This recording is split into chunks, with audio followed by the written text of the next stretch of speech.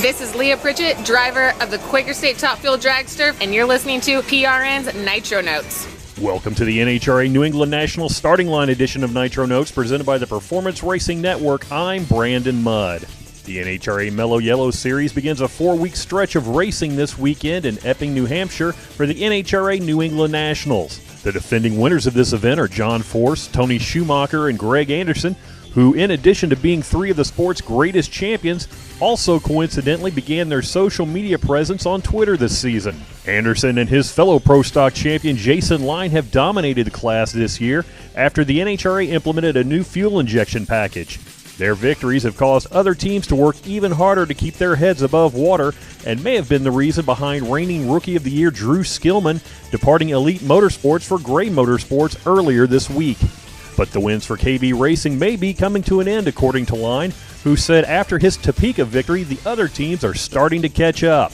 They've been working and it shows, and I hate it, but I'm happy for them. I mean, it's obviously, you don't want to keep getting beat up all the time, and that's what breeds good competition. They did what they needed to do. They went out and worked hard, and they've absolutely made gains. And unfortunately, now we're going to have to go back and work harder yet. So, but that's the great thing about NHRA drag racing, that it breeds good competition, and they're not quitters. They're not going anywhere, and neither are we. So we're going to keep working.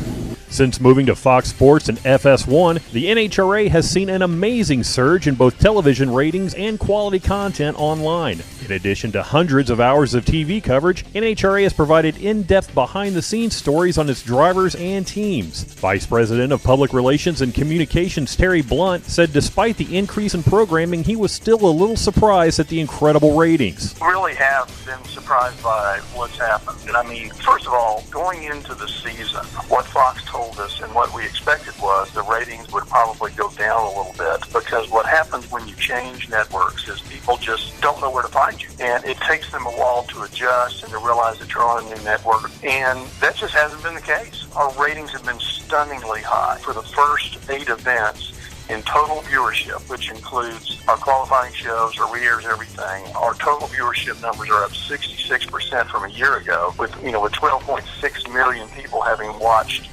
some form of NHRA telecast this season. That's an incredible number. For more on NHRA's successful move to Fox, check out next month's issue of Drag Illustrated. Give your dad a Father's Day present he'll never forget with the gift of Nitro. Tickets for the NHRA Thunder Valley Nationals at Bristol Dragway are on sale now, and you can get them today by visiting bristoldragway.com. And don't forget to check us out at goprn.com, on Facebook at facebook.com/nitronotes, and on iTunes.